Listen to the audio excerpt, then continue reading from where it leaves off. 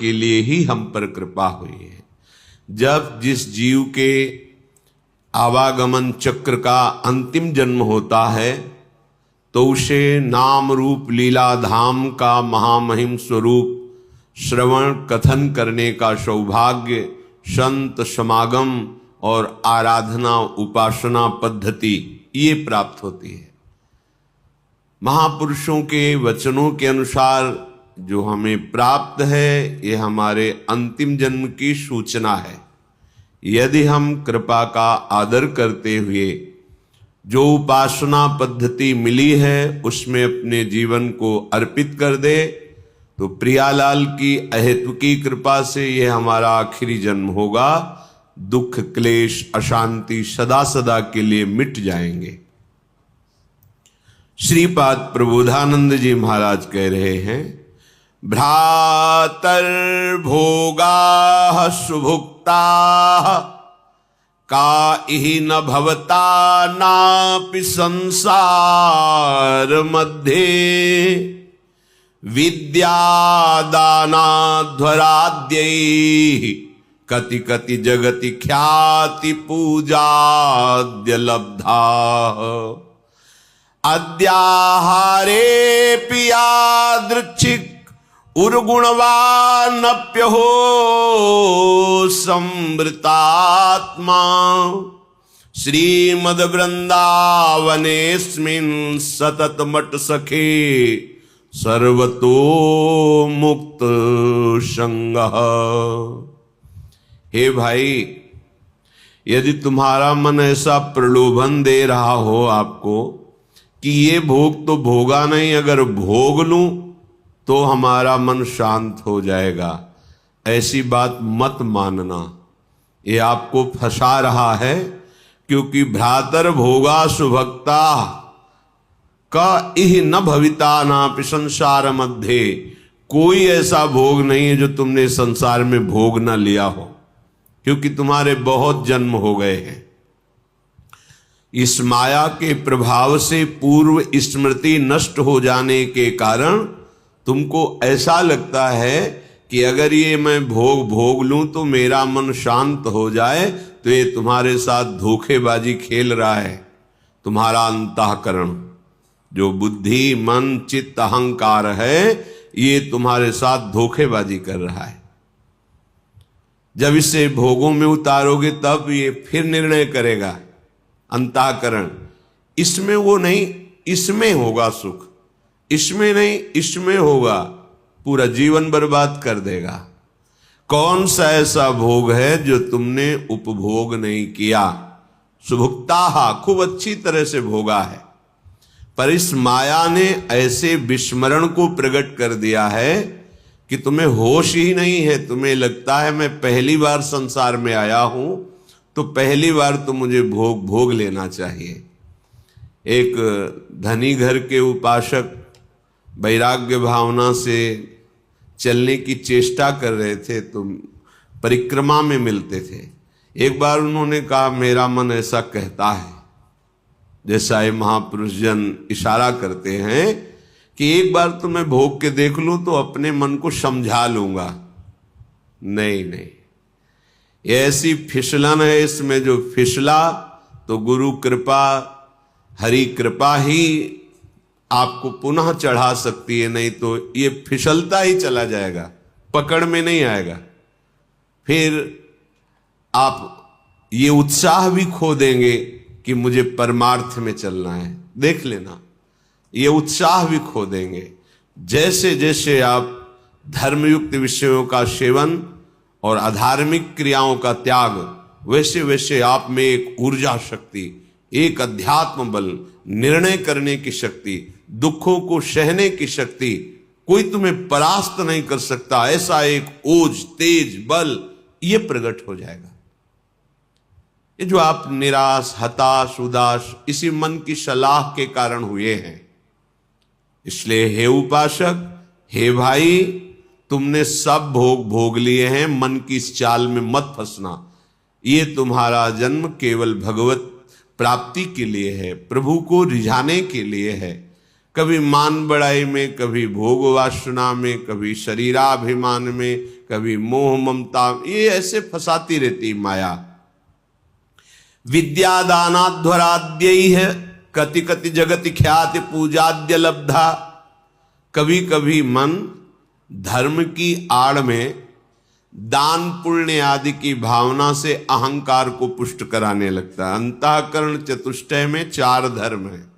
बुद्धि का काम निश्चय करना है, मन का काम संकल्प विकल्प, चित्त का चिंतन, अहंकार का स्वीकार करना। मैंने ये कर्म किया, मैं ऐसा कर्म करूंगा, मैंने ये भोगा, आगे ऐसा भोगूंगा। ये जो अहंकार को पुष्ट करने के लिए धर्म की आड़ में दान पुण्य आदि करते हुए हम अहम को बढ़ावा देते, ये माया का फसाव है। अपनी वस्तु मानकर दान करने से ठीक है, कई गुना वो मिल जाएगी आपको, पर जितनी आपके पास है उतना आपको वो दुख दे रही है, भगवत विस्मरण करा रही है, अहंकार बढ़ा रही है, तो उससे 10 गुना और बढ़ जाएगा, तो अशांति तो और बढ़ जाएगी। तुम्हें लगता है वैभव बढ़ने से शांति होती है? नहीं, ज्ञान बढ़ने से शांति होती है। त्यागाच्छांत्यनंतरम, विवेक के द्वारा असत वस्तु, असत पदवी, असत क्रिया, असत चिंतन, जब इनका त्याग होता है तो शांत हमारा स्वरूप है, क्योंकि हमारे अंशी भगवान का शांत स्वरूप है। शांताकारम भुजग शयनम। देखो, कोई सांप पे लेट के भी शांत रह सकता है, और ये तो भगवान शेष जी और उनकी गोद में लेटे हुए हमारे प्रभु कैसे शांताकारम। तो हमारा स्वरूप क्या है? शांत है। शंकर सहज स्वरूप सम्हारा, लाग समाधि अखंड अपारा। अखंड अपार समाधि, परम शांति। तो ये जो हमारा मन हमको संकल्प विकल्प में फंसाता है कि ये दान कर दूं तो ये मिल जाएगा, ये कर दूं तो ये मिल जाएगा, करो, अपनी वस्तु मान के नहीं। त्वदीयम वस्तु गोविंदम तुभ्यमेव समर्पये। हे गोविंद, हे प्रियाजू, आपके द्वारा जो सेवा सामग्री दी गई है वो सेवा सामग्री आपके चरणों में समर्पित है। इससे आपको भगवत प्रेम मिलेगा, भगवत कृपा मिलेगी, आप महान शांति को प्राप्त होंगे। क्रिया वही है, अपनी वस्तु मान के दोगे तो कई गुना बढ़ के मिलेगी, और प्रभु की वस्तु मान के दोगे तो प्रभु मिल जाएंगे, जो परम लाभ है। इस मनुष्य जीवन का परम लाभ भगवत प्राप्ति है। श्रीपाद कह रहे कि विद्या,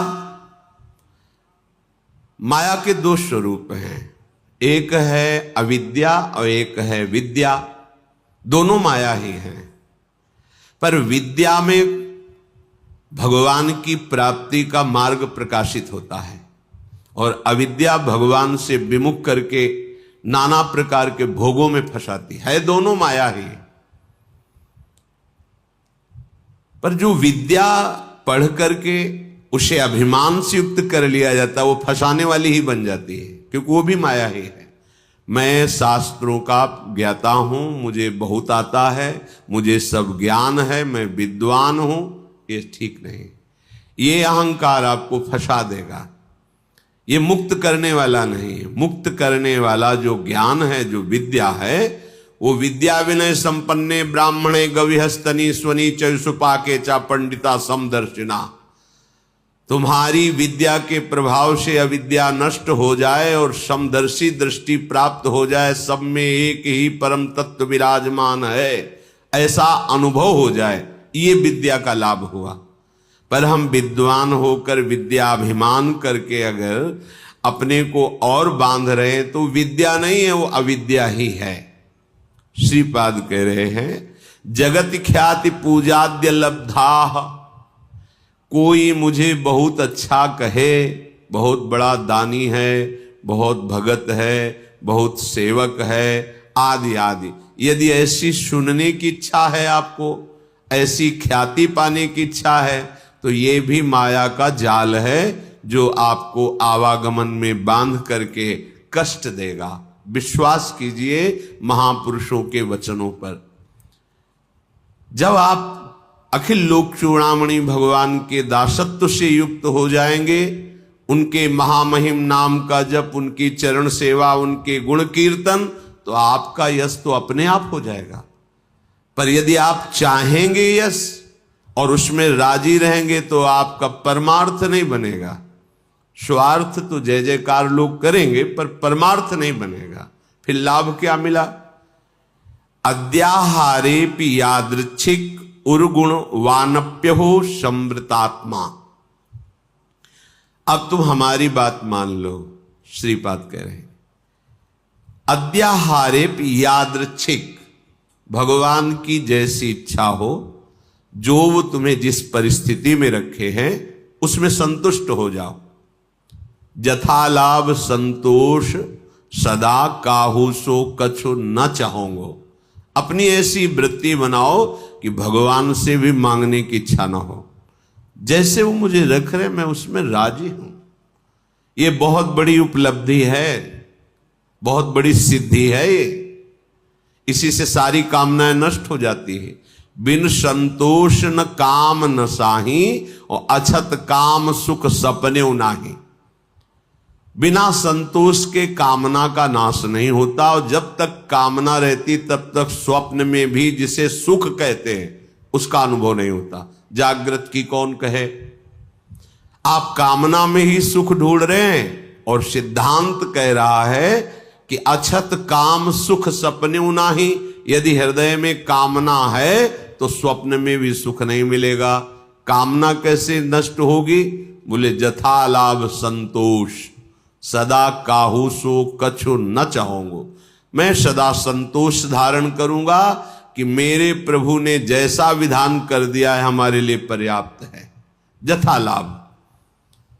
आद्याहारेपि यादृच्छिक, जो हमारे आराध्य देव है उनकी इच्छा के अनुसार हमें आहार वास वस्त्र व्यवस्था और संग, ये जो कृपा करके मिला है, हमको अब आकांक्षा नहीं करनी चाहिए किसी भी वस्तु की। सच्ची मानो जैसे कोई प्रश्न करे कि हमें सत्संग की आकांक्षा करनी चाहिए, हमें भगवत चरणारविंद के धाम में रहने की आकांक्षा करनी चाहिए। यदि आप ठीक से भजन करते हो तो आपको कोई आकांक्षा करने की जरूरत नहीं। आगे से आगे वो जहां पहुंचाना जो करना अपने आप करेंगे। हम वृंदावन को जानते भी नहीं थे, पहली बार स्मरण हुआ कैसा होगा वृंदावन, क्योंकि अपने लोगों की अंतर्दृष्टि रहती थी, एक एक हरकत पर नजर थी अंदर की, बाहर का तो मतलब ही नहीं था। भगवान की ऐसी असीम कृपा रही है कि यौवन अवस्था में कभी कहीं भरपेट भोजन मिला हो तो मिला हो, ना कोई गर्म कपड़े पहनना, ना जीवन में कभी पंखा चलाना। ये ऐसी दुनिया का प्रपंच तो बहुत दूरी बात है, कभी पंखा के नीचे सोए हो ऐसा अनुभव नहीं है वृंदावन के सिवा। एकमात्र अंतर्दृष्टि, मेरी वृत्ति कहां है, बस इसी पर रहती थी। कहां है मेरी वृत्ति? बस हर तरह से इस मन को देखा है। जैसे लोग कहते हैं ना, मामू को मार्ग में पीएचडी किए, तो साधक उपासक साधु महात्मा केवल मन पर दृष्टि रखते हैं। सारी पढ़ाई मन की है, इसमें और कोई बाहरी बातें नहीं है। इसमें परम सिद्धि का जो लाभ होता है वो केवल मन पर दृष्टि रखी जाती है। उसी को दृष्टि में रख करके सृष्टि से बचा के और भगवान के चिंतन में लगाना, बस एक लगन लगी हुई, कैसे ब्रह्म साक्षात्कार हो, कैसे वहां कोई ये गुंजाइश नहीं थी। भोग सामग्री, भोग वार्ता, भोग दृश्य, घाटों में कहां गुंजाइश? दोपहर की तपती धूप में पंडों की छतुरी के नीचे, और रात्रि में वही घाटों में थोड़ी देर भिक्षुकों के बीच में बैठ जाना, जो मिला मिला, नहीं तो हर हर महादेव, शांत एकदम। ब्रह्मचर्य और संयम का बड़ा बल होता है। कभी निराश हताश और ऐसा नहीं कि चलने लायक नहीं, ऐसा कभी अनुभव जीवन में नहीं हुआ। आप समझिए वो परिस्थिति अगर ना मिलती तो शायद है कि वो अनुभव भी ना होता जो अनुभव। एक जो निश्चिंतता, निर्भयता, एक ठसक, हर समय नवीन उत्साह, वो भगवान ने जैसी परिस्थिति चयन की थी उसी में राजी होने से हो गया। एक बार इतने भूख से व्याकुल हुए तो दो संत आए काशी के, और ऐसा कहाँ रहते हो? घाटों में रहते। भोजन जो महादेव जी दे देते। या घाटों में कौन देता है? अन्नपूर्णा। कभी सतुआ इतना जिससे भिखारियों को लोग बांटते हैं, 2-4 किलो सतुआ लिया, 50 बैठे हैं, ऐसे ऐसे डाल दी, तो कमंडल का ढक्कन होता था ऐसे रखा, कोई 1 पीस बर्फी रख दी ऐसे, बोले आओ चलो आज तुम्हें भोजन पवाते हैं। को देखो मन की बात प्रभु ने सुन ली, लेकिन हंसी की बात, ले गए कमरे में बैठाला और 2 घंटे बाद आए। रात हो गई थी, शाम के बैठते थे जाके, और आए बोले हमारे यहाँ तो प्याज लहसुन बनता है, आप खाते हैं? ये तो नहीं बन। अच्छा महादेव। हाँ निकले, खूब हंसे कि ए मन देखा तेरी चालबाजी नहीं चली।